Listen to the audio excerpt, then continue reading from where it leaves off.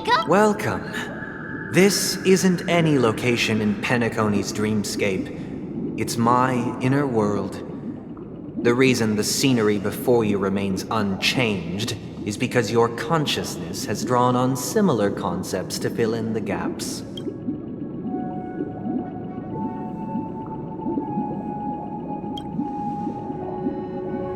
That means...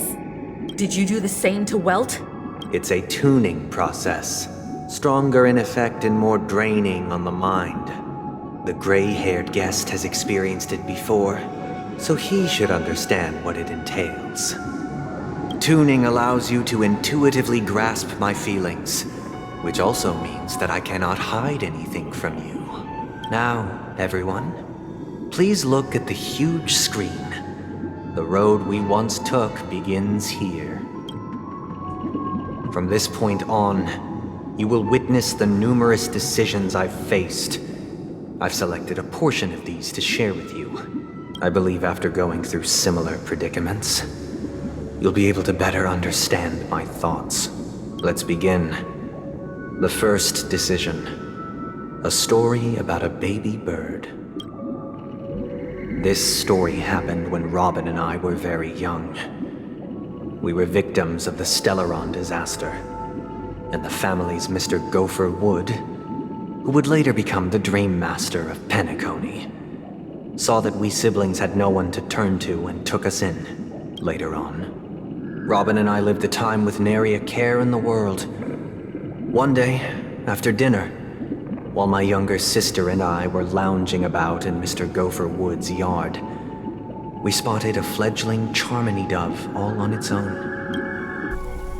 That baby bird was tiny.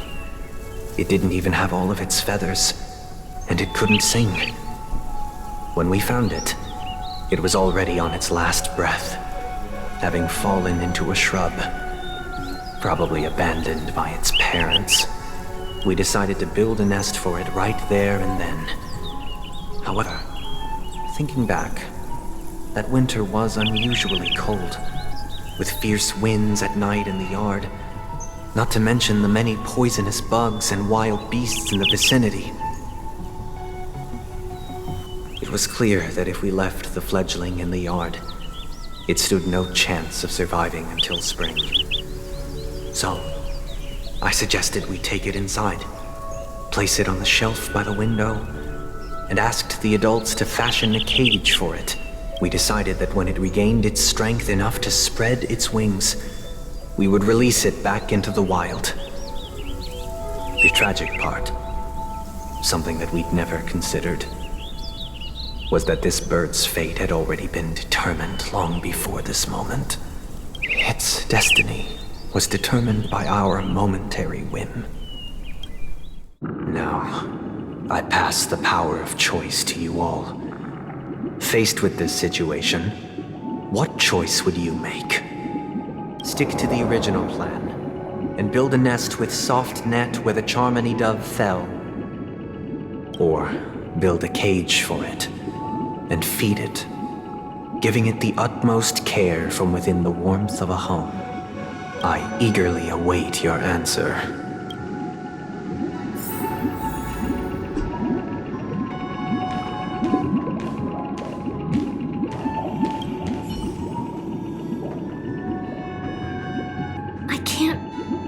For his intentions right now, but based solely on that question, I would probably choose to build that dove a cage.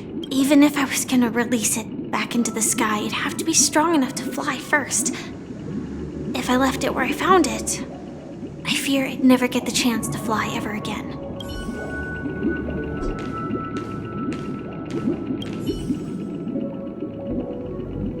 It looks like he really has no intention of imprisoning us. Back to the question. I would personally choose to build a little... No special reason. I do think that a fledgling should have the right to fly into the sky.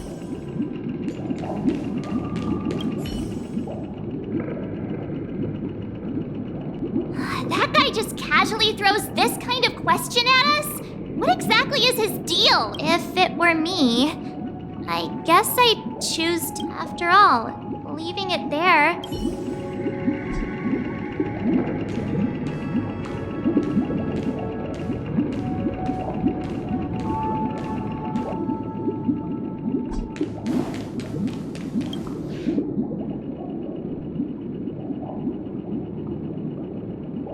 Interesting. Since you've made up your mind, allow me to reveal what fate this choice will bring to the fledgling.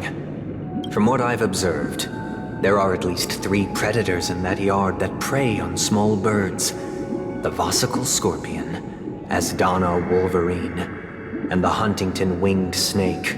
Even if they shy away from humans, these animals are still near apex predators in a fenced location like a yard.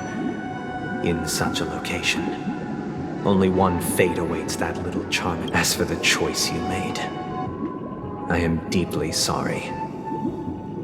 Now, let us advance to the second decision. This time, it's the story of a dream chaser. This story happened when I was appointed as Bronze Melodia, a position exclusive to the Oak family, charged with listening to the problems and vexations of dreamscape residents and providing them with the relevant guidance. It was during that period that I had the opportunity to hear voices from all corners of the dreamscape. Joy, sorrow, arrogance, regret. The complex tapestry of human nature that formed the world. And I was fortunate to catch a glimpse of it. He was a dream chaser and an illegal stowaway. Just like the rest of them, he came to Penacony in search of a better life, except that, to most people, the price he paid, I suppose you could say it was everything.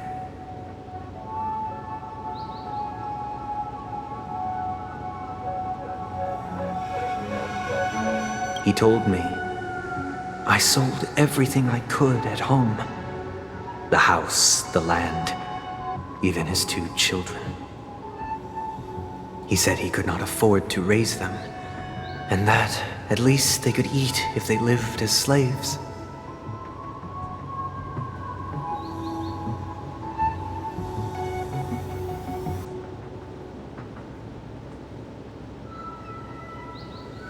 He had a plan in place.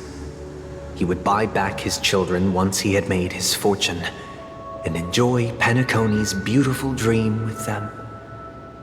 Alas, his plan to smuggle himself was somewhat clumsy, and he was sniffed out by those pig-headed hounds. After hearing the Dream Chaser's story, I immediately appealed to the Bloodhound family to cease their pursuit. That way, at least he could live peacefully. But I was still too naive to the ways of the world.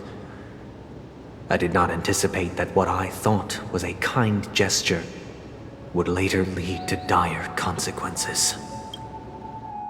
I'll tell you the outcome soon. Will you do as I did and try to convince the Bloodhound family to stop their pursuit, or will you remain silent, leaving him to languish while I look forward to everyone's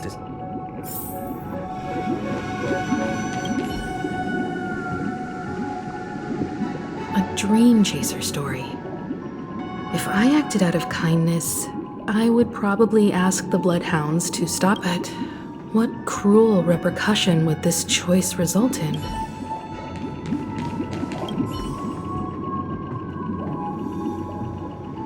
This question... Surely it has some connection to the baby bird story. I'd probably choose to ask the Bloodhounds to cease their pursuit.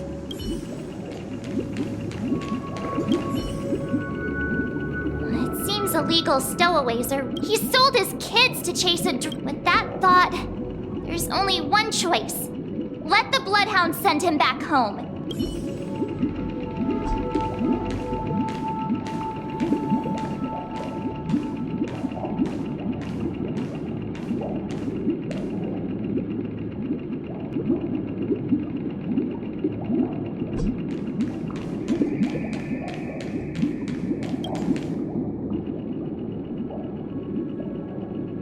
It seems you, like me, are pondering whether a different choice could have led to a better outcome. Sadly, his fate would only be more tragic.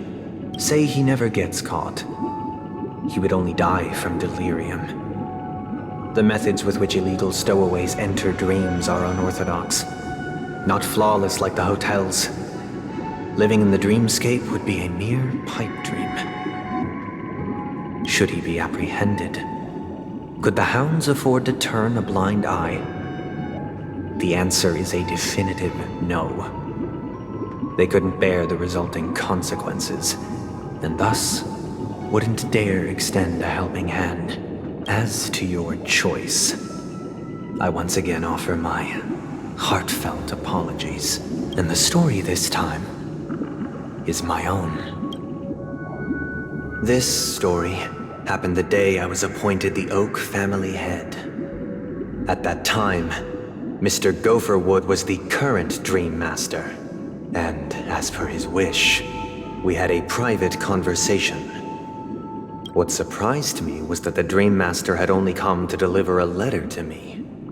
He let me read its contents, and it was a letter from my sister.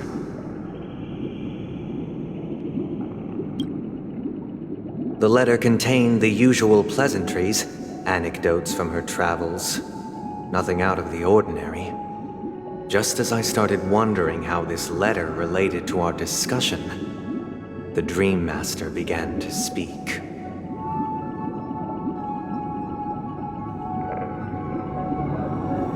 Do you know who wrote this letter? My sister, of course. But why would you personally visit me to hand me a letter from my sister containing mere trivialities? To help you grasp the full scope of this issue. Do you know where Robin is at this moment? From what the letter indicates, she must be in Caspelina 8, correct? She's touring there right now. Correct. Has she mentioned anything about a stray bullet? A stray bullet? What? A war has broken out on that planet. It is because of this very reason that Robin chose this destination. To spread the word of the Harmony. And to save the lives of that planet. She personally made for the front lines. She hoped to ease the people's suffering with song, and was willing to brave mortal danger to deliver the IPC's medical supplies. Unfortunately, stray bullets show no such compassion. Is she all right? If the operation was successful, she should probably be recovering in the field hospital. By the eon above, the bullet struck her neck directly, yet possibly as a reward for her consistent deeds of harmony, it didn't hit any vital arteries. Once you've attended to your outstanding tasks, it'd be advisable to write her back as soon as possible. Those damned savages! I'll pack my bags right away. My gratitude for bringing this to my attention, Mr. Gopherwood. Now you understand why she always wears such elaborate neck ornaments, don't you? How could this happen? Miss Robin. It's all in the past, so please don't worry. I share this in the meager hope that you will understand the Harmony's limitations and predicament. As grandiose as the strong defending the weak sounds, many times, it is nothing more than wishful thinking. Likewise, I've prepared one last question. One, because this is merely a figment of imagination, a nightmare that has haunted me through countless nights. Would you still support Robin's journey on the path of harmony?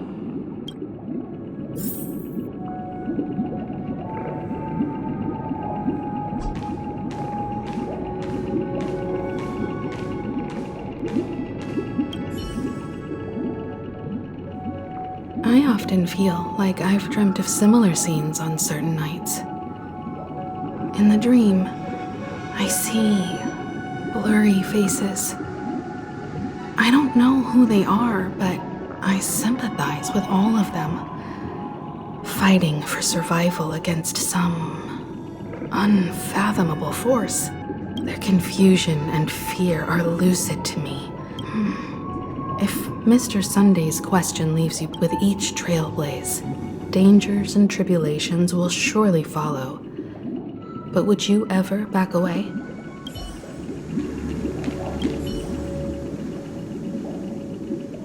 Miss Robin's courage is admirable. And here I was thinking she was just another superstar celebrity. But the fact that she's also Mr. Sunday's younger sister? No, I doubt he'd wish harm on his own flesh and blood, no matter how grand the ambition.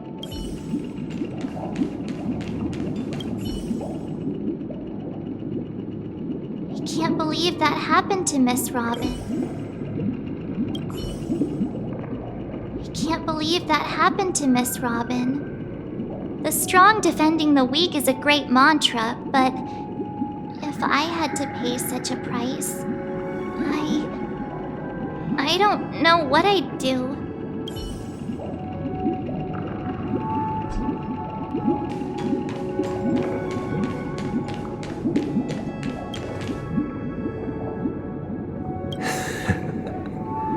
I see. I am now aware of everyone's stances. Raising these questions merely serves to illustrate one point. The plight of Penacony cannot be salvaged by the Harmony. The true foundation for a sweet dream paradise can only be established through the order where the strong govern the weak. I know the suffering